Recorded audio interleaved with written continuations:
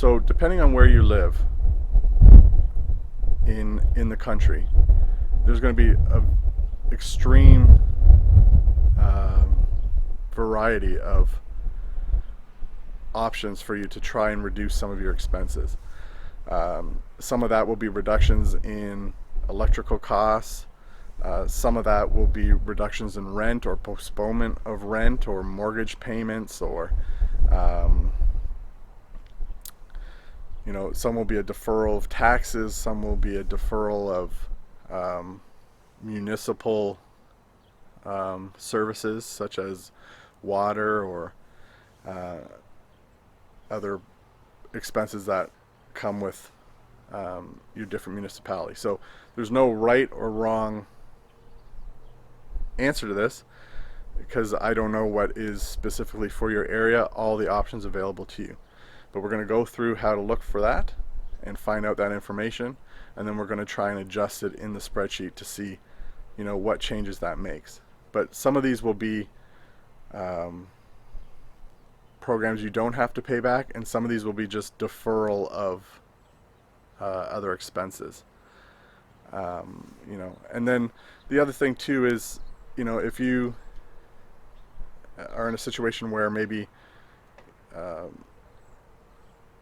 only one, either you're not working but your spouse is, or vice versa, there may be other expenses to your career like professional dues or um,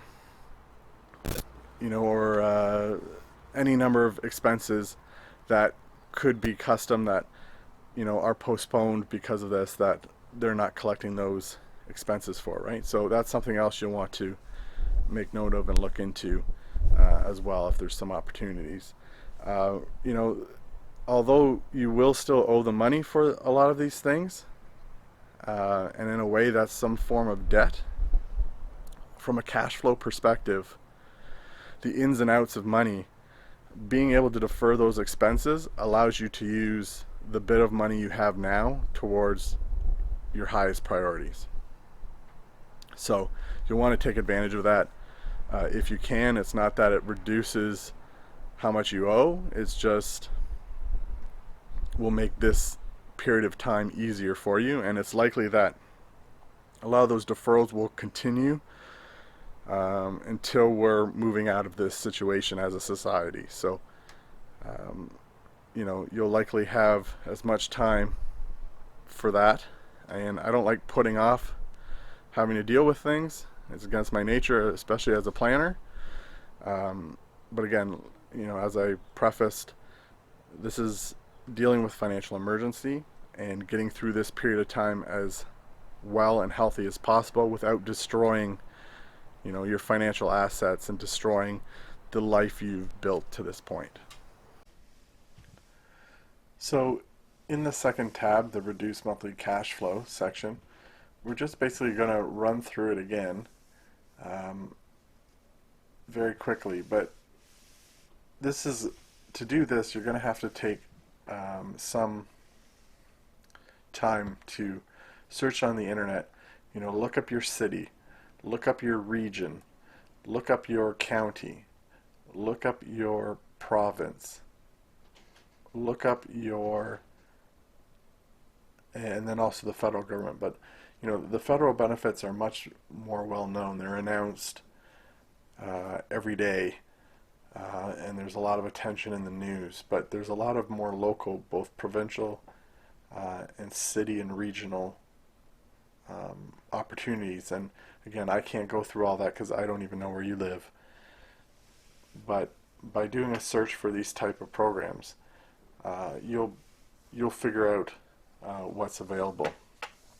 So, for instance, there may be reductions in your electricity costs or your heating costs by the province.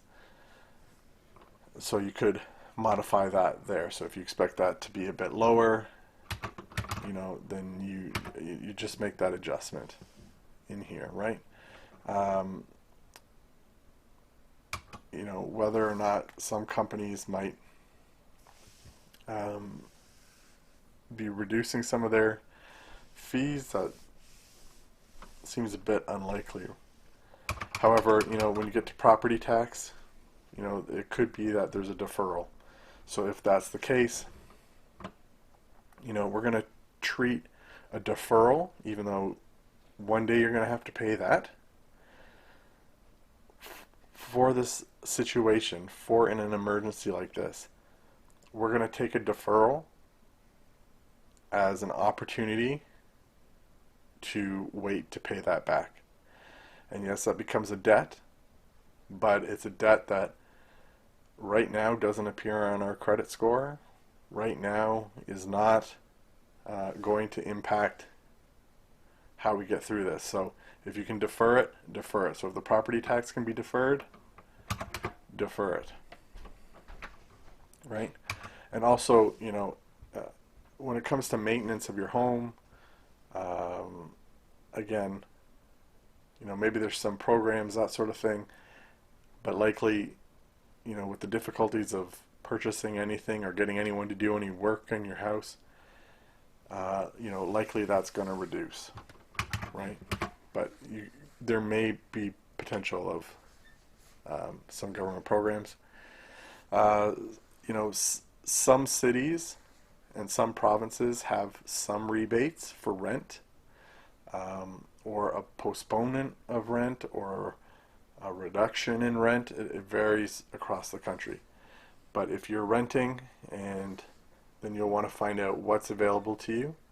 And again, as long as you can defer it, or as long as you can lower your costs there, that's what you want to do, and that's how you would modify in this space.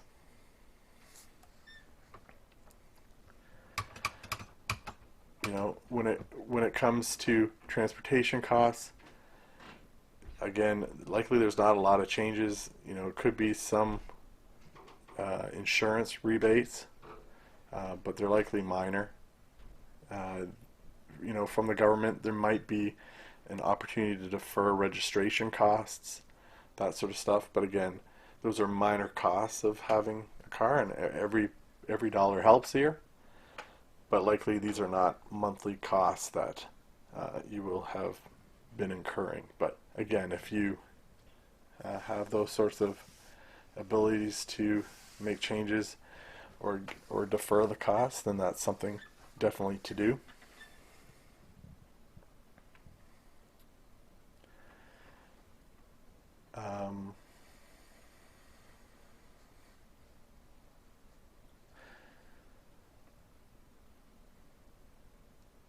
And then likely in discretionary costs, you're not going to find any government programs that would assist you there.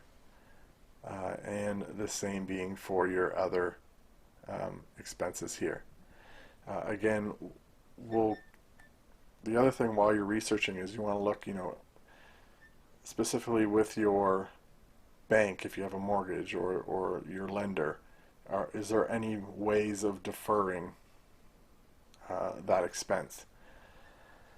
And that can be difficult because some could have consequences and some could have not. So you really want to look at the fine print of whether there's an opportunity to defer some mortgage payments.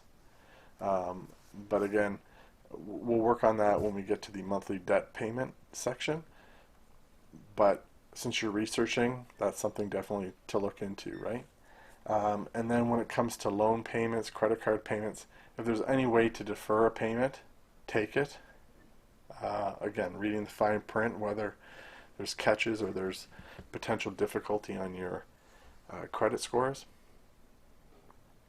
But if a credit card company is even offering you an ability to get a lower rate for a time being, that's going to reduce the amount of interest costs you have. So that in itself will be a way to have a reduction in those costs. So, when it comes to the government programs, that's what you want to research and see what's available to you.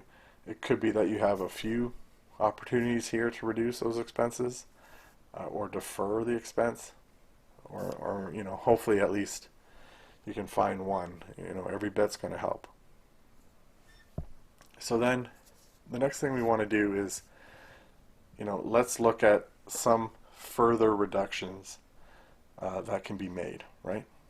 So if you've been contributing to RSPs, saving for retirement, fabulous. But now is not the time. You call up your provider or whoever you're making those kind of payments to, and you stop. Same thing for tax-free savings accounts. Now is not the time. You need the cash. Any kind of education savings programs, those can be caught up in the future. The government allows you to make those contributions to get those grants. You can catch it up. That's got to be zero. And if you've been putting any other kind of money into savings, that's great, because that's going to come into that's going to be very important to help you get through this. But that also has no need right now. I mean, if we go through this and you have money left over and you can continue to put some into savings, that's amazing. But in all likelihood, we're at a point where we just need to cut those out significantly. Now, when it comes to any kind of insurance, this is a difficult thing. In my experience, the first areas people want to cut out when they've had any kind of change in their income is the different insurance in their lives. It's usually an expensive is relative. It's a costly line item in their cash flow every month. But especially these income type insurances, like a life insurance, a disability insurance, or a critical illness insurance, this is not the time that you want to cut those expenses out, right? If you were to have a disability or get sick, be unable to work, especially because you might get sick with, say, a pandemic illness that is going around, or really any other illness during this time, you need to hold on to these types of insurance. Now that's not saying they shouldn't be reviewed, and we'll have a section where we talk about risks and understanding the insurances that you have a bit better. So you may want to review it, and there may be changes you want to make, but this is not likely this area that you want to make any kind of significant changes to. Should anything further happen, the coronavirus could put you in difficult financial circumstances. A death or a serious illness that keeps someone from being able to work. Once life starts to get back to some sort of normality, that'll be a financial catastrophe. So we don't want to make significant changes here. And then if we go to the discretionary costs, for now, let's leave that as is, and we'll just have a look at that in the next lesson.